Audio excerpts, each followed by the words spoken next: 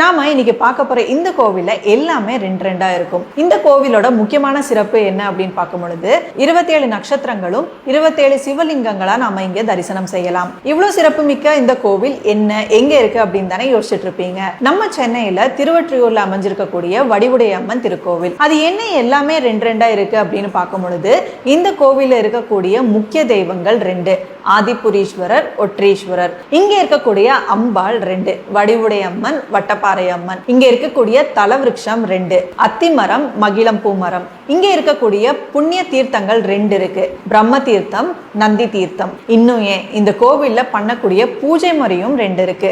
இது மட்டும் இல்லாம 27 நட்சத்திரங்களும் இந்த இடத்துல தான் சிவபெருமான வழிபட்டு 27 சிவலிங்கங்களா இங்கேயே தங்கிட்டாங்களாம். இதோட சிறப்பு என்னன்னு பார்க்கும் பொழுது அவங்கவுங்களோட நட்சத்திர தோஷங்களுக்கு ஏற்ப இங்க வந்து குறிப்பிட்ட நட்சத்திர சிவனுக்கு வழிபாடு செய்யும் பொழுது அது நிவர்த்தி அடையும் அப்படிங்கிறது ஐதீகமா இருக்கு. இவ்வளவு சிறப்பு வாய்ந்த இந்த திருக்கோவில்ல இன்னொரு சிறப்பான ஒரு விஷயம் இருக்கு. பிரதி வருஷம் கார்த்திகை மாசத்துல 3 நாளைக்கு மட்டும் இங்க இருக்கிற சிவனுக்கு கவசத்தை கலற்றப்பட்டு எறும்பு புற்றாகவே இங்க நாம இறைவனை தரிசனம் செய்யலாம்.